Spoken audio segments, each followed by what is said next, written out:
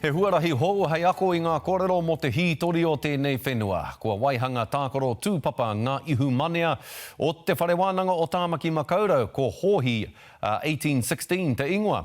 Ko Hōhi tētahi o ngā papakainga I te tai tokerau. Ai whakatūri ai e te hāhi mihingare te kura tuatahi o te whenua nei o Aotearoa I reira. Hei tā te o Kiwa McLean e hāngai ana tēnei tākoro tūpapa hou nei ki te tūtakihanga tuatahi I Wainganui te Māori me te Pākehā I te rā tūrautau. E tūhura ana I ngā hītori o Niu Tireni, mā roto I tēnei kēmu hou. You get to meet Hongi Hika. Ki te kore ako rātou mō mua, e kore e taia te tū kaha hei kai ako o Nainei. Ko Hōhi 1816 te papa kēmu kua hangaia ki te tūhura haere I ngā hītori take o tēnei whenua.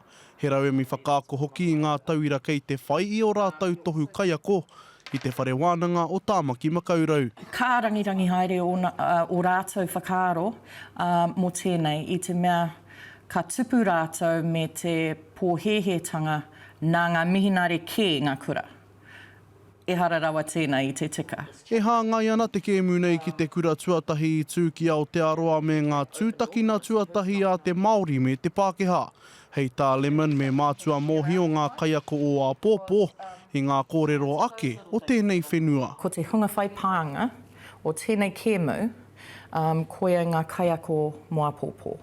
Nō reira, nui ngā kupu, he kēmu pānui, me pānui, he maha ngā āhuatanga ki te pānui. Ia koutou e tūhura haere ana. E hihi ana hau kia whai māramatanga o te paki, o Ngāti Torehina, o te tūnga tuatahi o te kura I Aotearoa. E āhei ana te tākaro a tīma a takitahi rānei.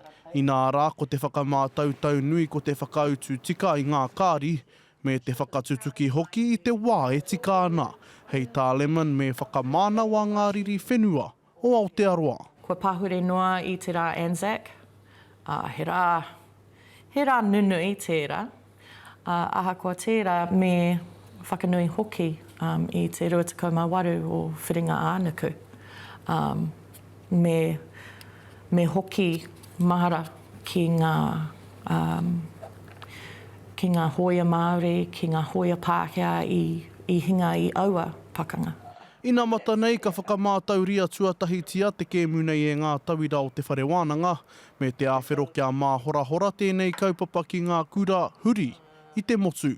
Te o Kiwa McLean, te karere.